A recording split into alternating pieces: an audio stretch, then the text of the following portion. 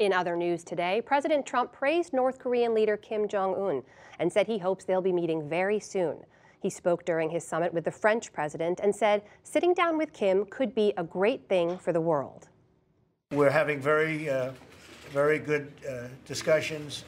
Kim Jong-un he really has been very open and I think very honorable from everything we're seeing. Now, a lot of promises have been made by North Korea over the years, but they've never been in this position.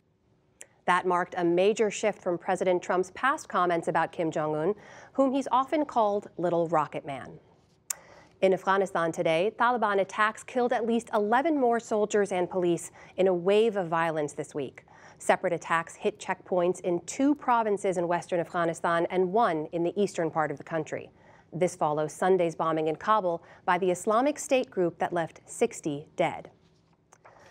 The suspect in the rental car rampage in Toronto was charged with 10 counts of murder today. A judge ordered Alex Manassian held without bond. Meanwhile, people gathered at the site of the attack to lay flowers, as investigators steered clear of naming a motive. All doors are open. Everything will be explored. You guys are looking at one particular aspect of the investigation. There are going to be many more layers. There are a lot of judicial authorizations. There's a lot more video evidence that has to come in. There are a lot more witnesses. Police did say the driver posted a cryptic message on Facebook just before the attack. In previous posts, he'd celebrated a mass murderer who killed 6 people in Santa Barbara, California in 2014. Both men raged online about rejection from women. State lawmakers in Tennessee today honored the man who wrestled a rifle from a gunman at a Waffle House. 4 people died in the attack in Nashville last Sunday morning, but police say it could have been much worse. Today, James Shaw Jr. tearfully told State House members that he wasn't trying to be a hero when he intervened. I didn't actually do it to save people. I did it just to save my life.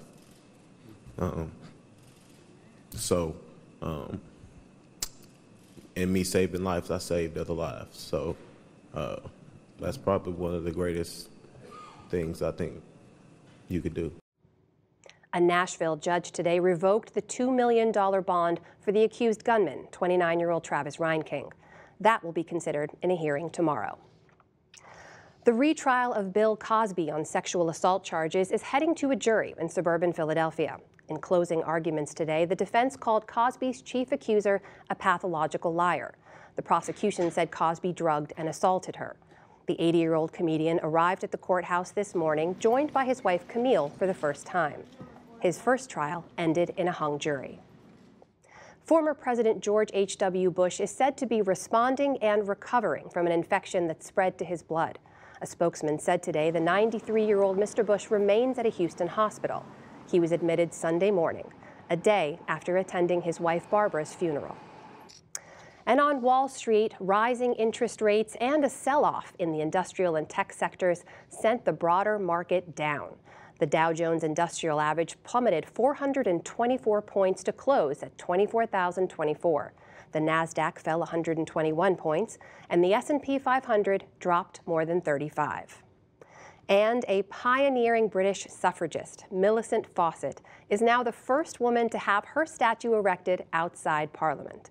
School kids unveiled the monument to Fawcett, who helped drive the campaign for voting rights for British women, starting in 1918. Prime Minister Theresa May spoke at the ceremony, praising Fawcett as a trailblazer. History has many authors. In our own small way, we each help to shape the world in which we live. But few of us can claim to have made an impact as significant and lasting as Dame Millicent. And it is right and proper that today she takes her place at the heart of our democracy. Fawcett's statue now joins those of 11 men in Parliament Square, including Nelson Mandela and Winston Churchill.